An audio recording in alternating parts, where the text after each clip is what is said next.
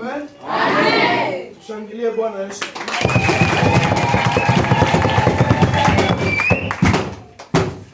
Mungu awabariki sana.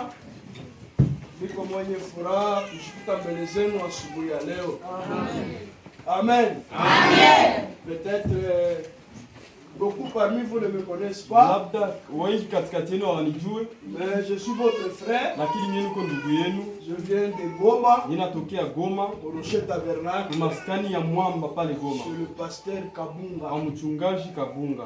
Amen. Amen. Mon nom c'est le frère Seth Samoja. Jina langu wananiita ndugu Seth Samoja. En tout cas, je ne suis pas un visiteur ici. Kwa kweli kabisa siko mgeni hapa. Il y a mon maman là-bas. Niko na mama yangu pale. Et ma sœur Georgette. Na dadangu Georgette pale. Ma sœur ici, ma sœur ici. Dada pale. Mon frère ici. Ndugu yangu pale. Vous êtes tous ma famille. Nyie wote mko jamaa yangu. Amen. Je suis ici. Niko hapa parce que nous sommes fils d'un même père. Sababu tuko batoto wa baba moja. Même si je suis à Goma. Hata kama niko Goma, quand j'entre en Christ, ninapoingia ndani ya Kristo, je deviens membre pale inakuwa mwanamemba de la grande famille de Jésus. Wa jamaa kubwa linaloita Yesu Kristo. Amen. Nous venons de nos familles. Tunatokea majamaa zetu. Mais lakini la parole nous demande neno inatuomba de quitter nos familles, tutoke mjamaa zetu et entrer en Christ. Na tuingie ndani ya Kristo. Pourquoi entrer en Christ? Juni tuingie ndani ya Kristo. Parce que la famille de Jésus-Christ, sababu jamaa ya Yesu Kristo, c'est une famille qui a la sécurité. Ni jamaa yenye mko ndani ukingo. C'est une famille où il y a tout ce dont nous avons besoin. Ni jamaa ambamo mko kila kitu tunahitaji. Et quand tu te fais baptiser dans beaucoup d'eau, na unapobatizwa maji mengi, au nom de Jésus-Christ, mjina la Yesu Kristo, tu deviens unakuwa participant mshiriki de bénédiction de cette famille Jésus. Ya mibaraka ya ile jamaa ya Yesu Kristo. Na ndugu Branham anasema cette famille au ciel, hii jamaa kule mbinguni est appelée Jésus. Inaitwa jamaa Yesu. Et ici sur la terre, na hapa kudunia elle est appelée Jésus. Inaitwa vile vile Yesu.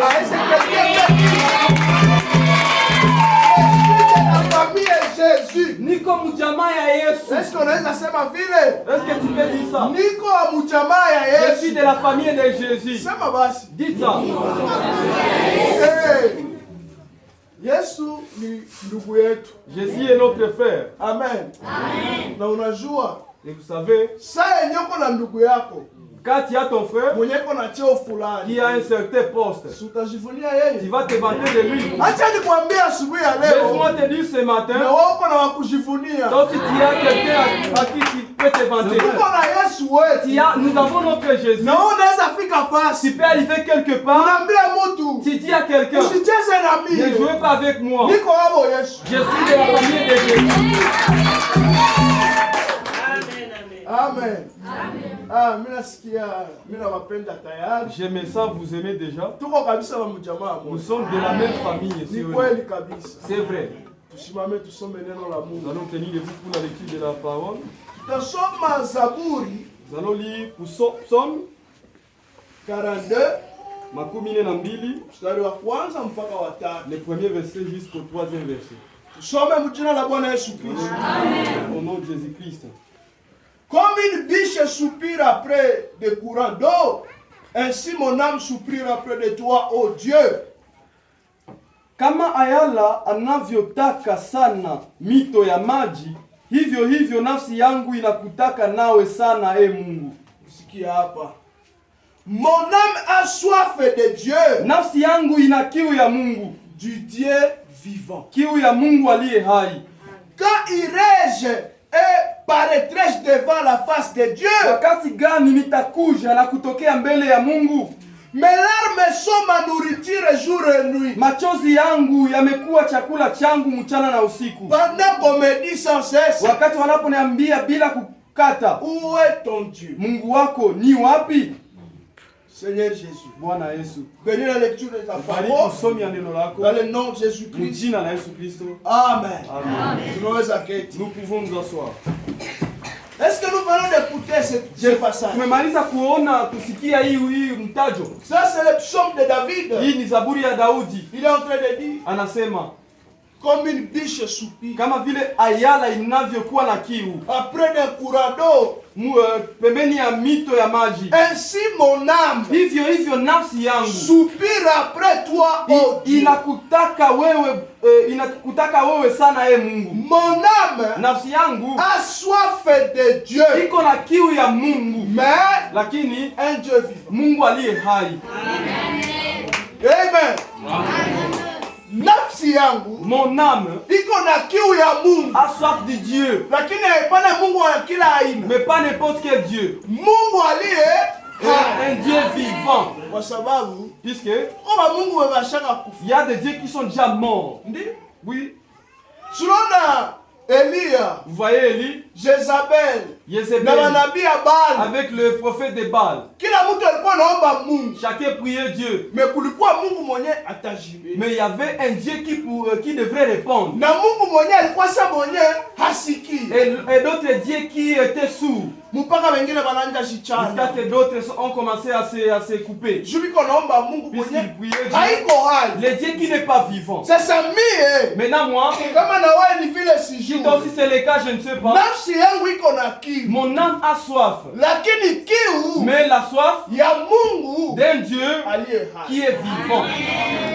Amen. Amen. Mungu mwenye ko hai. Un Dieu qui est vivant. Jo le Mungu mwenye. C'est le Dieu là. Anashibiaka maombi. Qui répond aux prières.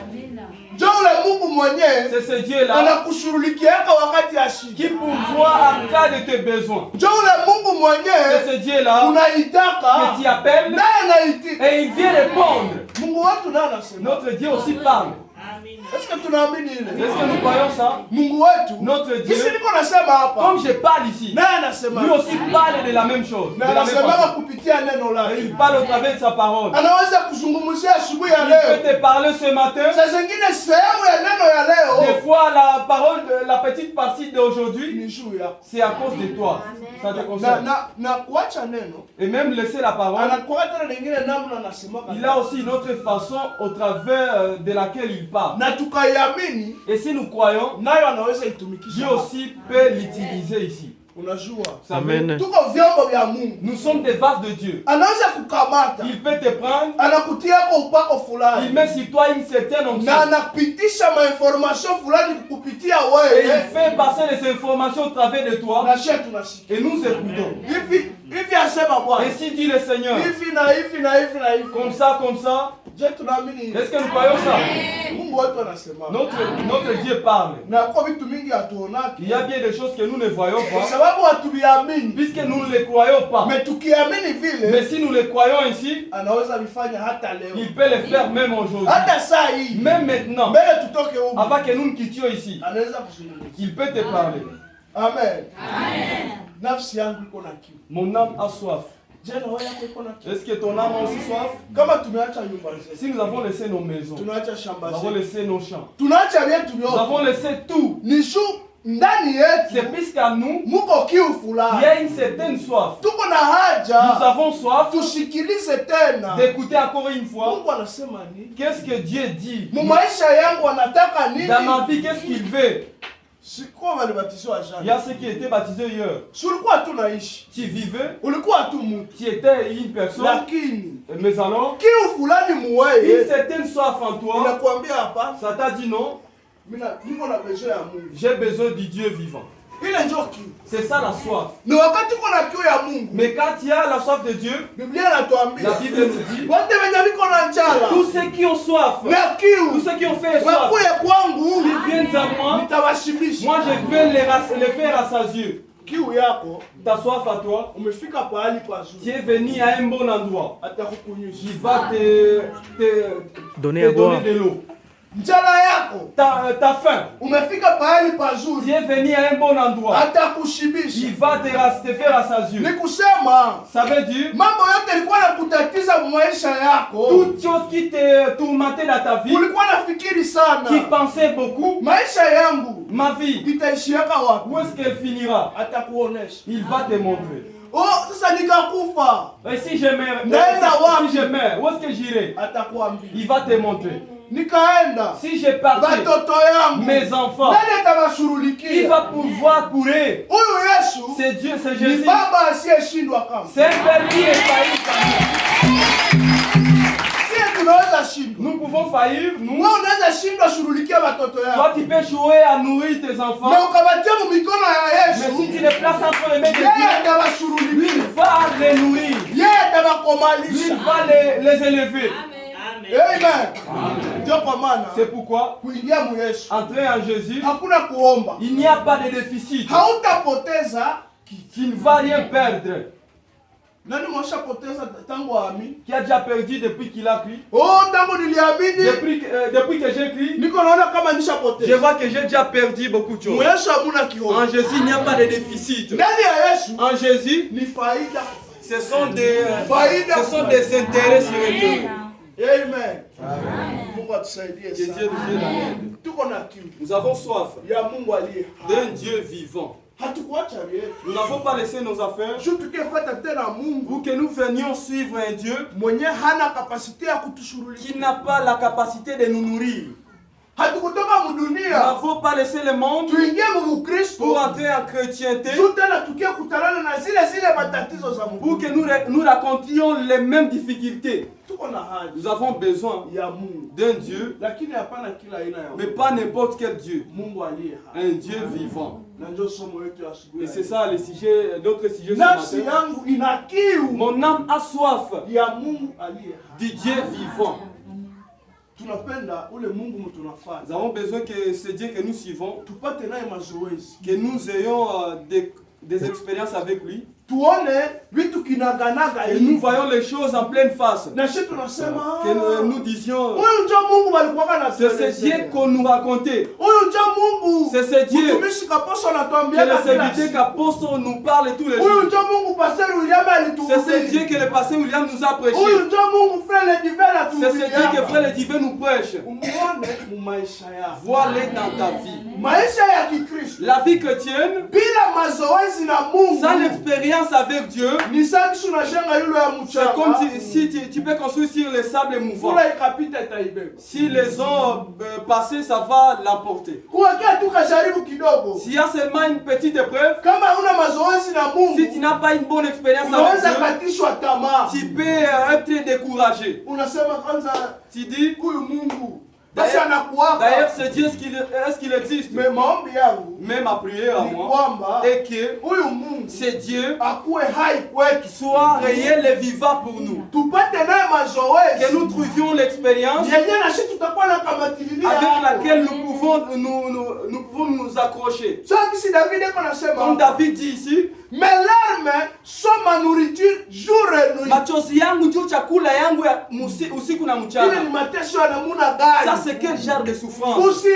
La nuit. Tu es en train de pleurer à cause de ta vie. Pendant la journée, les choses te surpassent. Les larmes commencent à couler. Et les larmes, c'est pas seulement ce que nous voyons sur les yeux. Quelqu'un peut être ici, tu penses qu'il est normal, et pourtant là-dedans il est en train de pleurer à chaque instant. Tu le racontes un coup de chemin, tu penses qu'il est normal, et pourtant ce n'est pas lui. Les larmes lui dépassent. David dit, wakati wananiambia bila kukata, où est ton Dieu? Wako iko wapi? Si on te dit comme ça. Mais non. Toi tu vas dans cette petite église. Où est ton Dieu? Quand tu es dans une certaine difficulté, c'est vous qui êtes sauvés. C'est vous qui êtes devenus des frères. Qu'est-ce que tu as? Ton Dieu où est-il? Tu vas demander à ton frère là-haut. Il te prie ça. Il te dit, c'est toi qui es sauvé. Toi tu n'as pas de roue. Tu te demandes. Voisin, mon sel est fini. Est-ce que tu peux m'apporter un peu? C'est vous qui êtes baptisés. Et vous vous vantez que vous avez un Dieu. Toi, tu n'as pas de sel. Toi, avec ton Dieu, vous n'avez pas de sel. David avait passé aussi au travers de ces mêmes épreuves. C'est là qu'il a dit, j'ai soif du Dieu. Mais un Dieu. Quand je reste comme ça, les gens vont se moquer de moi. Les gens vont voir comme si j'ai fait un mauvais pas dans la vie. Et quand ils se moquent de moi, ça ne se termine pas si moi-même, même le Dieu que j'ai suivi, on va aussi se demander, et alors ton Dieu, est-ce qu'il peut marquer des roues? Il marque aussi des champs. Il marque aussi des sels.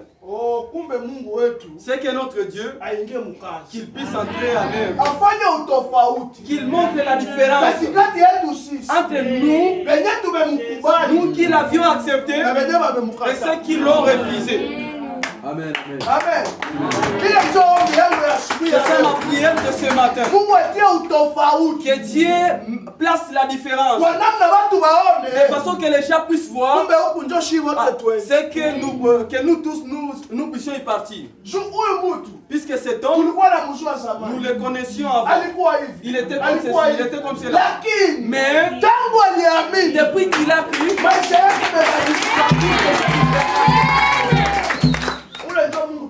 c'est ça le Dieu que nous avons besoin. Laisse-moi vous dire, le Dieu que nous disons comme quoi il est vivant, c'est ce Dieu-là qui devient toi. Amen. Amen. Les gens commencent à te voir et ils sont pérés. Ta vie, ça devient la campagne d'évangélisation. Les gens s'assoient en disant, là qu'un tel frère est comme ça, c'est que moi aussi je vais y aller. Les frères Branham nous racontent une certaine histoire. Il y avait un certain frère. Il est venu dans une église comme celle-ci. Il aussi s'est présenté comme nous nous sommes présentés. Quand il s'est présenté, il a dit qu'il puisse dire son nom et qu'il a invité dans l'église. Ce frère Harry, le pasteur a commencé par se vanter. Frère, il se peut, quand j'ai prêché, la voix des micros est arrivée là dehors. Et tu as écouté la façon dont je prêche très bien. C'est pourquoi tu es venu dans l'église. Ce frère a dit non, c'est pas ça. C'est pas ta prédication qui m'amène. Je vois. Tu as écouté les chants de nos chorales. Puisqu'on a acheté des drums. Quand la guitare a été accordée très bien, c'est ce qui t'a amené pour que tu viennes nous visiter. Ce frère a dit, c'est pas ça, pasteur. Pasteur, oui, je vois. Il se peut que tu as déjà vu une belle fille ici. Tu veux te marier? Il dit non, je ne suis pas prêt. Qu'est-ce qui t'amène ici finalement? Je comprends. Ici, il y a celui qui t'a déjà aidé avec l'argent. Il dit Akuna Kam. C'est pas l'argent de quelqu'un qui m'a amené ici. C'est pas une bonne voix du pasteur qui m'a amené ici. Mais là, qu'est-ce qui t'a amené ici? Il a dit ceci. Mchungaji, je ne sais pas ce que tu prêches. Mais je peux dire que je l'ai déjà vu dans la vie de quelqu'un. Il y a quelqu'un ici dans cette église. C'est mon voisin là-bas. Je ne savais pas là qui s'assemblait. Mais alors, sa façon dont je lui vois en train de vivre là au quartier, il est différent de nous tous. Sa vie, c'est ce qui m'amène que je lui suive derrière.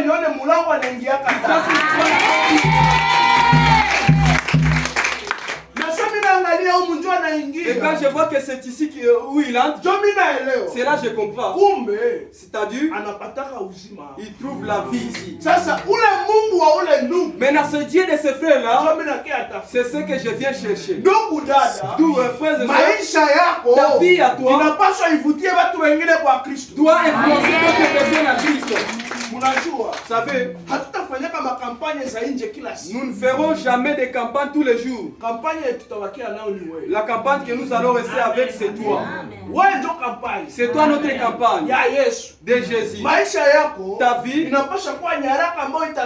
doit être une lettre qui sera lisible. Quand quelqu'un te voit, il lit en toi l'amour. Ta façon de vivre. Quelqu'un te voit, il lit en toi la persévérance. Quand quelqu'un te voit, il lit en toi la douceur.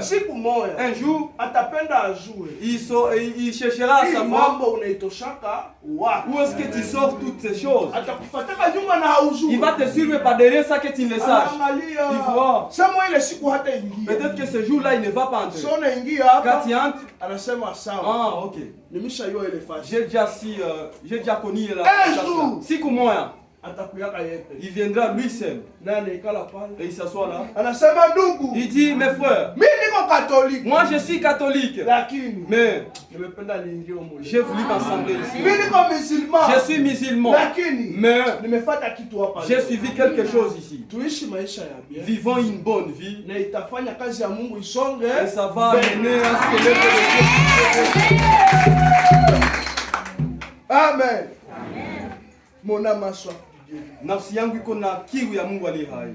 Kuko mtumishi mmoja wa Mungu. Il y a un serviteur de Dieu, anaitwa Elia. Il s'appelle Eli. Nous allons commencer notre prédication par là. Eli, Mungu alimtumikisha sana. Dieu l'avait beaucoup utilisé. Hapa tuko mu kitabu ya Wafalme wa pili ndani ya 2 Rois sura yake ya pili. 2 Rois chapitre 2. Eli dit à Élisée, Elia akaambia Elisha, reste ici. Ubakie hapa. Je te prie. Ninakuomba. Car